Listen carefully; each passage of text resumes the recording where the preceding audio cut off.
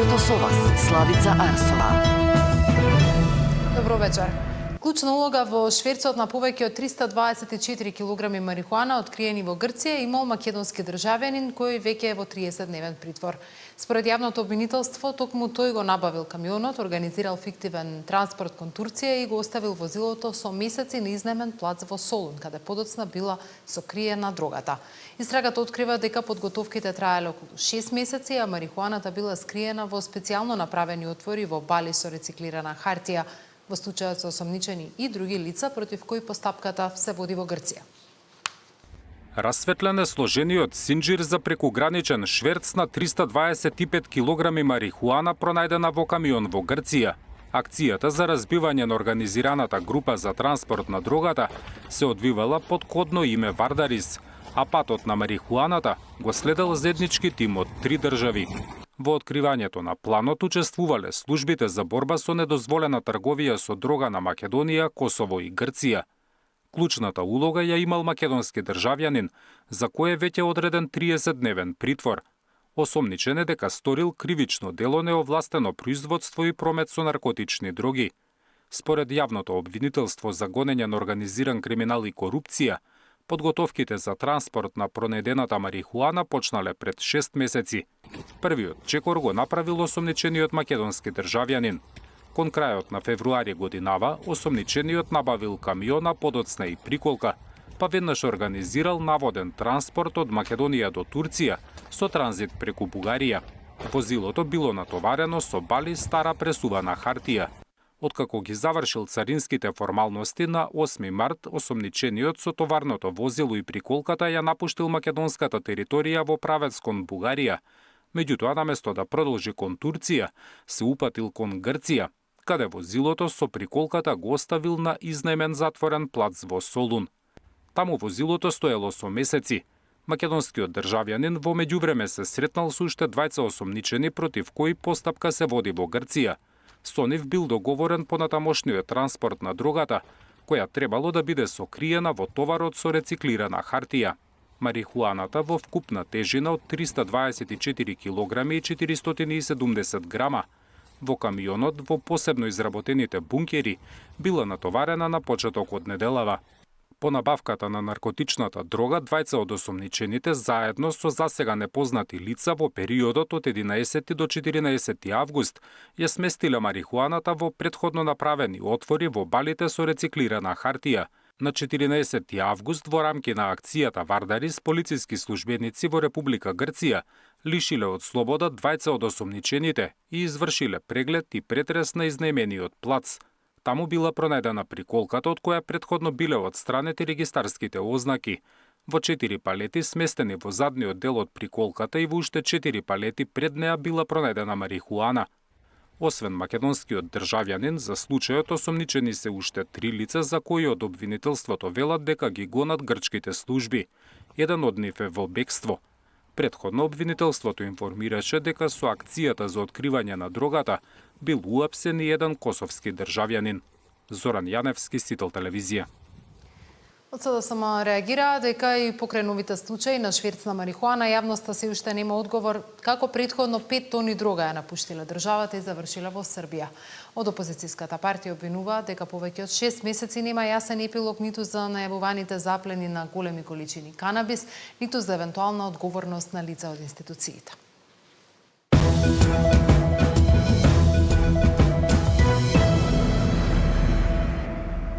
Истрагата за загадената вода во Гостивар може да опфати и други лица. Премиерот Мицкоски очекува да се утврди целосната одговорност за епидемијата и побара јавно да бидат објавени анализите со кои е потврдено дека водата повторно е безбедна за пиење. Од СДСМ пак обвинуваат за системски проблем со квалитетот на водата и посочуваат нови случаи на неисправна вода во повеќе места, барајќи целосни извештаи и одговорност од институциите. Истрагата може да открие и други лица вмешани во случајот со водата во Гостивар. Премиерот очекува истражните органи да ги откријат сите инволвирани и да одговараат соодветно за епидемијата која беше предизвикана.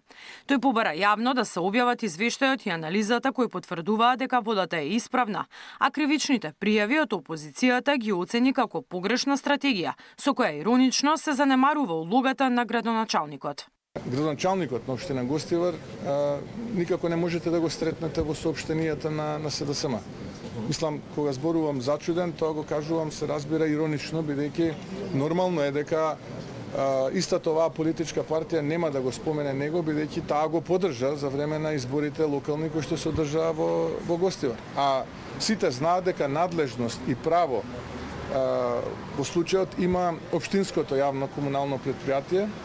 Обвинителството заедно со Министерството за внатрешни работи веќе обезбеди 3 лица и колку што сум информиран, истрагата се уште во тек, не е затворена истрагата. Така што мислам дека истрагата може да допринесе да имаме и други. Мицкоски истакна дека за разлика од минатото, оваа влада презела брзи и одлучни мерки за граѓаните во најкраток рок повторно да добијат питка вода во своите домови. Но исто така сум зачуден зашто истите тие социјалдемократи по допрен глас во минатото има, да речеме, и други извештаи за неквалитетна вода во Гостивар, но и во други општини низ Македонија, како што се, да речеме, Прилеп, Крушево и така натаму, кога некои други биле министри, кога некои други биле директори, не поднесат против нив. Зошто против нив не поднесат, бидејќи тие ништо не превземале. Оваа влада превзема. Првиот момент кога доби таков извештај, превзема, направи една робусна акција, го прочисти системот и повторно го врати во владење на општина Гостивар и во рацете на комуналното предпријатие кое што ја дава оваа услуга, практично ги снабдува граѓаните со вода. Од опозицијската СДСМ обвинуваат за целосен системски колапс и тврдат дека граѓаните ширум земјата пијат неисправна вода, додека за Гостивар се уште нема официјален документ со комплетна анализа. Во јавната чешма со кисела вода во Кривогаштани утврдено е присуство на бактеријата Ешерихија коли, интестинални ентерококи, Псеудомонас аерогеноса и зголемен број на колиформни бактерии. Водата и од оваа јавна чешма не е безбедна за пиење. Ова веќе е системски колапс. Гостивар, Демиркапија, Кривогаштани и уште десетици места за кои јавноста нема никакви информации. За Гостивар се уште нема официјален документ со кој се потврдува чистотата на водата и комплетна анализа. Се уште нема одговорна личност која стои за таа одлука освен чувството на Мицкоски. Се уште обвинителството не дало одговор кој дозволил Гостивар со недели да пие отруена вода, велат од СДСМ. Водата во Гостивар беше забранета од 17 јули се до петокот, кога поречи си 1 месец. Надлежните соопштија дека водата од водоснабдителниот систем повторно е безбедна за пиење. Мирјана Давидовска, Сител телевизија.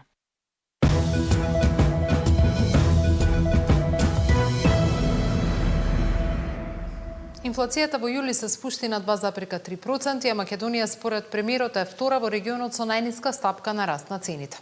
Тој тврди дека актуелната влада има значително подобри економски резултати споредено со претходната и дека денешната инфлација е пониска од европскиот просек. Мицкоски е отфрла критиката дека споредбите со 2022 се несоодветни и вели дека токму тие покажуваат колкава е разликата во справувањето со економските и енергетските кризи.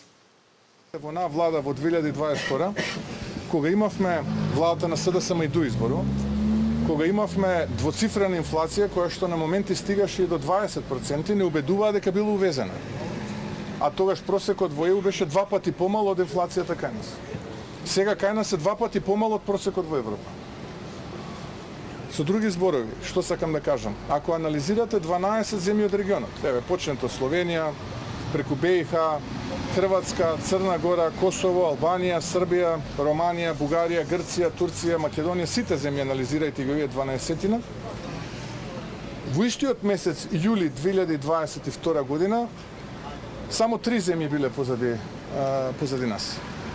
А тоа се во тоа време биле Турција, Романија и Бугарија. Сега сме втори, сите се позади нас. Од СДСМ ја обвинуваат владата дека економските резултати ги прикажува подобри преку споредба со 2022, кога инфлацијата беше на највисоко ниво поради енергетската криза. Од опозицијската партија велат дека цените и натаму се високи, куповната моќ е намалена, а задолжувањето на државата продолжува. Инфлацијата паѓа на хартија, но цените се уште високи и продолжуваат да растат. Намалената инфлација не значи олеснување на животот, туку само побавен раст на цените, велат социјалдемократите. Опозицијата ја обвинува министерката за образование Весна Јаневска дека преку државниот просветен инспекторат врши политички притисок врз директори на училишта кои не се блиски до власта. Од партијата тврдат дека исти инспектори спроведуваат вонредни надзори во повеќе училишта и бараат проверка дали инспекцијскиот надзор се користи како механизам за смена на неподобни директори. Наместо фокус на подобро образование, ВМРО и Јаневска создадоа хаос во образованието. Се отпуштаат наставници и се затвараат, како што најави, над 20 училишта ширум државата. ВМРО ОКГ ја партизираше секоја институција, па сега наред дојдоа и директорите од училиштата. Според информации кои стигнаа до нас, 20 инспектори од државниот просветен инспекторат периодов споредуваат хајка кон директори кои не се партиски послушници. МОН ги отфрла обвинувањата на СДСМ дека државниот просветен инспекторат се користи за политички притисок и смена на неподобни. Од Министерството вела дека инспекторите постапуваат согласно законските надлежности и по представки на граѓани, а предметите се распределуваат според расположливиот кадровски капацитет. Потврдуваат дека неправилности биле утврдени во средното училиште Панча Арсовски, а секаде каде ќе се констатираат неправилности се преземаат соодветни мерки. Неверојатно е како СДСМ секогаш застанува во одбрана на противзаконското работење, реагираат од Министерството. Европската Унија забрзано отвора простор за нови рударски проекти во обид да намали зависноста од увоз на критични суровини. На новиот повик до Брисел пристигнале околу 160 апликации, а европскиот модел се темели на паралелно развивање на рударството, но и строги еколошки стандарди. Европа ја забрзува трката за сопствени суровини за да ја намали зависноста од трети земји, но во исто време почитувајќи ги строгите еколошки стандарди за производство.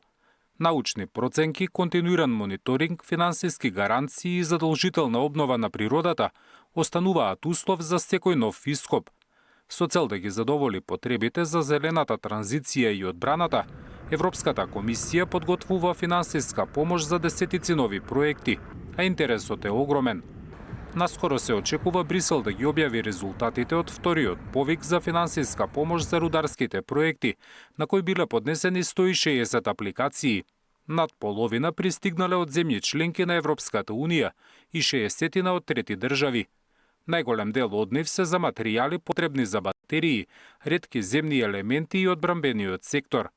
Големиот број на апликации ја покажува важноста на директивата за критични суровини, за обезбедување јасност за промоторите на проекти, потенцијалните инвеститори, индустријата и земјите членки. За индустријата овие проекти ќе помогнат во диверзификацијата на снабдувањето и изградбата на синџир во согласност со целите на директивата, обезбедувајќи безбеден пристап до материјали неопходни за стратешките енергетски, дигитални и одбранбени сектори. Ова е камен темелник на економската безбедност и долгорочната стратешка автономија на Европа. За разлика од Европа, каде Европската инвестициона банка отвара нови фондови, во Македонија инвестициите во овој сектор заостануваат. Единствената актуелна инвестиција за ископ на бакар и ловица штука претрпе ревизија за заштита на животната средина. Од компанијата Euromax Ресурси соопштија дека во процесот нема да се користат цијанид ниту сулфурна киселина. Проектот предвидува животен век на рудникот од 23 години и годишно производство од над 16.000 тони бакар, пошто ќе следи целосна демонтажа на постројката и обновување на теренот. За таквите еколошки обврски и пошумување, предвидено е да се инвестираат 30 милиони евра. Праксата покажува дека земјите со невисоки еколошки перформанси во светот се и лидери во ископот. Во Шведска активно работат 13 рудници, Финска е Европски центар за злато, кобалт и никел, додека во австриската покрајна Салцбург во срцето на Алпите работи рудник со најсовремена технологија за волфрам. Шпанска Андалузија пак учествува со дури 90% во металското рударство во земјата и е втор производител на бакар во Европската Унија.